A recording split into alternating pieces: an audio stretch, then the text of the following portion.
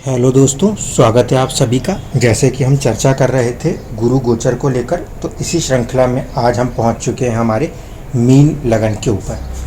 आज इस चर्चा के बाद हम अगली चर्चा शनि गोचर के ऊपर करेंगे, जो कि सभी लग्नों के लिए होगी। चलिए आज की चर्चा को शुरू करते हैं। देखिए, गुरु का गोचर है और इस पर्टिकुलर लगन के लिए मैं मानूं तो ये ज़्यादा पॉजिटिव रिजल्ट देखने को मिल सकते हैं। ऐसा क्यों हो सकता है, पहले थोड़ी सी चर्चा इस पे करते हैं, इसके बाद फिर आपको बताऊंगा कि आपको अपनी कुंडली में चीज़ों को कैसे देखना होगा। इस समय गुरु जो हैं वो इस लगन कुंडली में पहले और साथ ही साथ 10वें घर के मालिक बनते थे। इसमें गुरु का लाभ भाव में तो जाना बना था, लेकिन उस समय वो नीच राशिस्थ थे। नीच राशिस्थ होने के कारण कहीं ना कहीं चुनौतियां आपको अपने कर्म क्षेत्र में देखने को मिल रही थी। इसके बाद आगे बढ़े वो, तो वो 12वें भाव में चले गए। 12वां भाव जो है वो विदेशों का है, वहाँ से अगर कुछ फ़ायदा हो तो ठीक, अन्यथा मानसिक परेशानियाँ ज़्यादा रहनी थी काम को लेकर। अब जो है गुरु अपने ही राशि में एंटर हो जाएंगे, जिसके कारण से सबसे पहली चीज़ है पर्सनैलिटी का राइज जो है उसको करने का प्रयास करेंगे। और पर्सनैलिटी का जो राइज है उसमें कहीं ना कहीं आपको सपोर्ट मिलेगा आपके कर्म क्षेत्र का, 10th हाउस का।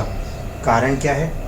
कारण ये है कि गुरु जो है वो लगन में डायरेक्शनल स्ट्रेंथ हासिल करते हैं, दिशा बल को हासिल करते हैं। इस कारण से मीन लगन के लोगों के लिए सबसे ज़्यादा जो अपॉर्चुनिटीज़ हैं वो मिलेंगी अपने खुद के सेहत, अपनी खुद की पर्सनैलिटी और साथ साथ अपने स्टेटस को बढ़ाने के लिए। अब बात करें कि आप अपनी कुंडली में क्या क्या चीज़ों को साथ में देखेंगे। किसी भी फ्री सॉफ्टवेयर से आप अपनी कुंडली को बना सकते हैं। आप ये देखिएगा कि वहाँ पे सर्वाष्टक पॉइंट जो आते हैं वो 28 या 28 से ज़्यादा हैं। पराष्टक वर्ग मिलता है तो अच्छा है, 4 या 4 से ज़्यादा हों तो बहुत अच्छी बात है, लेकिन फिर भी अगर कम है तो आप ये देख लीजिए किस ग्रह ने दिया है। इसके बारे में चर्चा पहले ही मैंने एक वीडियो में कर रखी है। अष्टक वर्ग और कब साल भर में गोचर का कोई प्रभाव होता है उसमें आपको ये मिल जाएगा। जो दशा है ये इम्पॉर्टेंट है, क्योंकि बहुत सारे लोग होंगे जो कि मीन लगन से होंगे, लेकिन उनकी ज़िंदगियों में दशाएँ जो हैं वो अलग अलग चल रही हैं, इसलिए सबकी ज़िंदगी एक जैसी नहीं है। अब बात करें आपका लगन। आपका लगन सबसे इम्पॉर्टेंट है। अगर आपका लगन शुरुआत का है 0 से लेकर 3 डिग्री 20 मिनट का है, तो ये गुरु का गोचर आपकी पूरी सोचने की ढंग को दर्शाता है।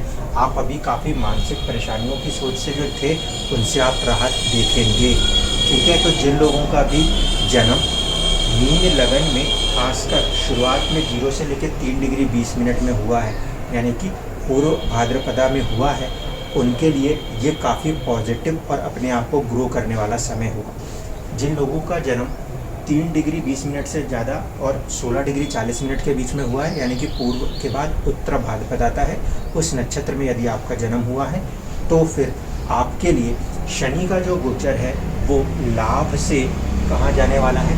वो जाने वाला है 12वें भाव में। उन लोगों को अभी कुछ समय के लिए लाभ दिखाई देगा। कब से कब तक?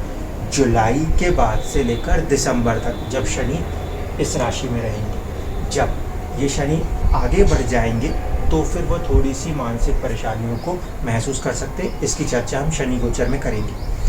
अब जिन लोगों का जन्म 16 डिग्री 40 मिनट से ज़्यादा 30 डिग्री के बीच में है, यानी कि रेवती नक्षत्र में हुआ है, उनके लिए बुध जैसे जैसे अलग अलग भाव में जाते हैं महीने के हिसाब से, वैसे उनके सोच महीने महीने में कहीं ना कहीं बदलते हैं। तो आपको अपनी कुंडली में इन चीज़ों को पहले चेक करना है।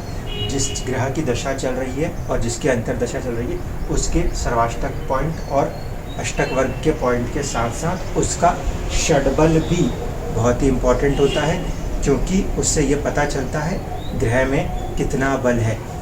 यहाँ पे मैंने षडबल नहीं लिखा, आपको षडबल भी ज़रूर देखना है। अगर वो 100% है तो प्लैनेट रिजल्ट देने में सक्षम होता है। हम लोग उसके लिए बेसिकली विमशोपक बल को ज़्यादा इस्तेमाल करते हैं, लेकिन आपको यदि विमशोपक बल ना मिले तो आप षडबल का इस्तेमाल कर सकते हैं। अब बात करें कि जब ये गुरु का गोचर होगा तो गुरु इस लगन के अंदर 2 भाव के स्वामित्व रखते हैं। पहले तो खुद की आइडेंटिटी, पर्सनैलिटी, और दूसरा है आपका कर्म क्षेत्र। इसीलिए गुरु का गोचर यहाँ पे कर्म क्षेत्र और पर्सनालिटी दोनों को बढ़ाने के लिए दिशा बल, डायरेक्शनल स्ट्रेंथ यानी कि अपॉर्चुनिटीज़ प्रदान करेगा। दूसरी चीज़, गुरु की दृष्टियाँ जो हैं वो आपके पंचम भाव पर है, तो संतान पक्ष से जुड़े हुए कुछ काम, वहाँ पे आपको कुछ खुशियाँ देखने को मिल सकती हैं। इसी तरीके से गुरु की दृष्टि जो है वो सप्तम भाव पर है, जहाँ पे साझेदारियाँ बनती हुई दिखाई दे सकती हैं। साथ ही साथ गुरु की जो दृष्टि है वो नवम भाव पर है, यानी कि किस्मत के साथ, हायर एजुकेशन का साथ भी पॉसिबल होगा। ध्यान रखिएगा, यहाँ पे मैंने शब्द मैरिज को यूज़ नहीं किया है, इवन दो कि ये 7th हाउस है, मैंने यहाँ पे फिर भी पर्सनैलिटी यूज़ करी है। उसका कारण ये होगा कि आने वाले समय में राहु और केतु का गोचर इस एक्सेस में होने वाला है, इस कारण से। अब आगे की चर्चा करूँ तो गुरु के साथ अगर कोई दूसरे ग्रह मौजूद हैं तो उस परिस्थिति में क्या होगा। मान लीजिए आपको जन्म के गुरु के साथ यहीं पे गोचर में राहु नज़र आए या केतु नज़र आए, तो ऐसे स्थिति में राहु और केतु आपकी जन्म कुंडली में यदि गुरु की राशि में बैठें तो वो गुरु के प्रभाव को बढ़ा देंगे, लेकिन जल्दबाजी में कोई फैसले मत कीजिएगा, क्योंकि राहु का काम है बहुत ही जल्दबाजी दिखा देना, माया क्रिएट कर देना, इल्यूज़न क्रिएट कर देना। इसको ध्यान रखना कि चीज़ें इल्यूज़न में नहीं होनी चाहिए, रियलिटी में चीज़ों को समझ के काम करना होगा। अगर यहाँ पे केतु हैं तो केतु के कारण थोड़ा सा आप ज़्यादा आध्यात्मिक हो सकते हो, किसी भी चीज़ के अंदर बारीकियों को खोजने का काम कर सकते हैं। अगर आपको यहाँ पे इनकी जगह मान लीजिए सूर्य नज़र आते हों, अगर इस कुंडली में यहाँ पे सूर्य बैठ जाए तो ध्यान रखिए सूर्य इस कुंडली में 6ठे भाव के स्वामी हैं, ठीक है। ऐसे में अपनी सेहत का ज़रूर ध्यान रखिएगा, क्योंकि 6th हाउस जो है वो एक्सीडेंट और रोग को भी दर्शाता है। गुरु जब उनके ऊपर से गोचर करेंगे तो अपना आशीर्वाद उनको भी दे जाएंगे। अब ऐसी परिस्थिति में रोग चोट की संभावना थोड़ी सी बन सकती है, उसमें सावधान रहिए।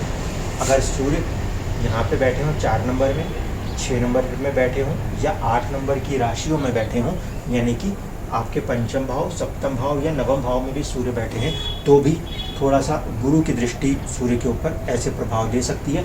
इसका पॉजिटिव साइड ये है कि 6ठा भाव जो होता है वो होता है सर्विस का, जॉब के लिए, तो वहाँ पे आपको ग्रोथ बन सकती है। अगर यहाँ पे सूर्य की जगह चंद्रमा बैठे हों तो ये समय मैं सबसे ज़्यादा अच्छा मानूंगा। क्योंकि ऐसे में जो आपका 1st हाउस है उसके अंदर आपके लिए टाइम बीइंग का एक गज केसरी योग बन रहा है। अगर जन्म कुंडली में गज केसरी है तब तो रिजल्ट की अच्छी बात है, अगर नहीं है तब भी आप इस समय को यूटिलाइज कर सकते हैं। कारण क्या है, चंद्रमा यहाँ पे पंचम भाव का स्वामी होता है और गुरु जो है वो भी पंचम के कारक होते हैं। गुरु के पास ज्ञान है, चंद्रमा के पास इमोशन है, और ये दोनों ही चीज़ें इस पर्टिकुलर लगन में एक 1st हाउस और दूसरे 5th हाउस का संबंध है। इस कारण से आप अपनी बुद्धिमत्ता से, अपने सोचने की शक्ति से अपनी सारी परेशानियों का हल निकाल पाएंगे। अगर कोई तबीयत में खराबी भी चल रही है तो ये गोचर इस कॉम्बिनेशन में आपको काफ़ी हेल्प करेगा रिकवर कर जाने के लिए, क्योंकि पंचम भाव जो है वो रोग को मिटाने के लिए भी माना जाता है। साथ ही साथ अगर चंद्रमा यहाँ बैठे हैं तो और भी अच्छी बात, यहाँ बैठे हैं या यहाँ बैठे हैं तब भी आप पॉजिटिव रिजल्ट्स की उम्मीद कर सकते हैं। पंचम भाव से, क्रिएटिविटी से, बुद्धि वाले हर काम से, शिक्षा से, प्रेम से, ठीक है। इसके बाद यदि यहाँ पे चंद्रमा की जगह मंगल मिल जाए तब इस लगन कुंडली में मंगल जो है वो नवम भाव के स्वामी है और 2nd हाउस के स्वामी है। यहाँ पे 2nd हाउस और ये नवम, ऐसे स्थिति में आपकी सेविंग्स को बढ़ाने का भी प्रयास करेंगे और आपकी हायर एजुकेशन या बाहर की लंबी यात्राओं का, धार्मिक यात्राओं का भी यहाँ पे कुछ रोल हो सकता है। साथ ही साथ आपको ध्यान रखना है इस फॉर्मेशन में जब गुरु और मंगल का योग बन रहा है तो गुरु 10th हाउस के भी लॉर्ड हैं, तो 9th और 10th का कॉम्बिनेशन, इसी तरीके से 1st, 2nd और 10th का कॉम्बिनेशन प्रोफेशनल सक्सेस के लिए भी एक अच्छा योग माना जाएगा। गुरु जहाँ ज्ञान है, मंगल वहीं ऊर्जा है।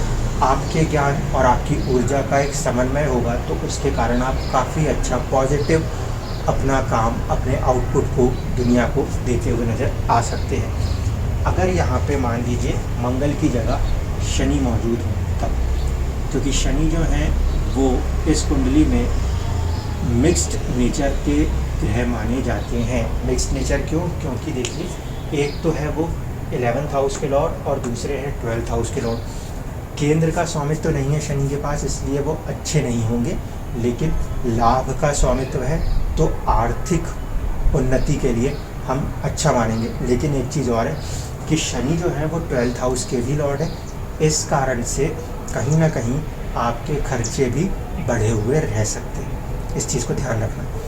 12वें घर के साथ गुरु का यहाँ पे यदि संबंध बनता है तो थोड़ी सी मानसिक परेशानियाँ हो सकती हैं, घर से दूर जाने की संभावनाएं बन सकती हैं। इन चीज़ों को आपको ध्यान में रखते हुए अपनी चीज़ों को प्लान करना होगा।